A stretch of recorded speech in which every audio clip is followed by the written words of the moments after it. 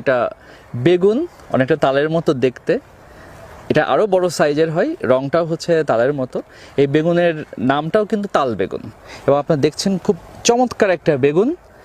এর মূল বিশেষত্ব হচ্ছে এই বেগুনে আমাদের বেগুনের প্রধান যে শত্রু ফল এবং ডগা ছিদ্রকারী যে পোকা, সেই পোকার আক্রমণ খুবই কম হয়।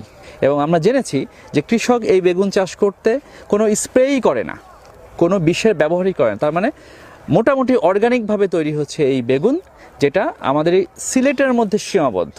তো আমরা চাই এই বেগুনটা আরও বেশি সম্প্রসারিত হোক, এই বেগুনটা সম্প্রসারিত হোক আমাদের সারা দেশে, সেটাই আমাদের চাওয়া। এই কৃষক ভাই এই তাল বেগুনের চাষ করেন। তো আমরা আমাদের সরাসরি কৃষক ভাইয়ের সাথে কথা বলি। বাজারে চাহিদা কেমন আছে?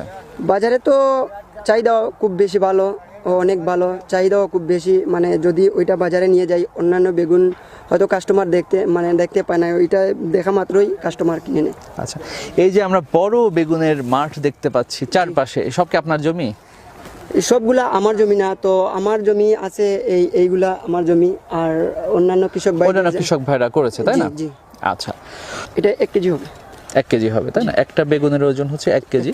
তাহলে আমরা যদি এই বেগুনটা বিক্রি করি, আমাদের কৃষক ভাইয়ের ভাষ্যের মধ্যে 25 টাকা বিক্রি করা যাবে। বা যদি পাইকারি আরো কমে বিক্রি করতে 20 টাকা তো হবেই। মানে একটা বেগুন হচ্ছে আমার কৃষক ভাই হচ্ছে 20 টাকা করে বিক্রি করছে। আপনি বেগুন লাগানোর পর কয়বার স্প্রে করেছেন?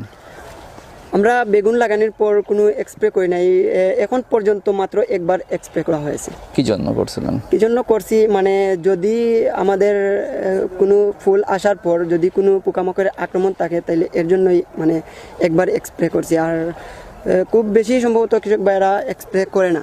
এই বেগুনের ভিতরে কি পোকা হয়? জি না, তেমন বেশি হয় না, মানে পোকা হয় না। হঠাৎ মানে কোনো ক্ষেতে যদি আসে তাহলে পোকা হয়। তাহলে পোকা হয় কি? আমরা এত বড় ক্ষেত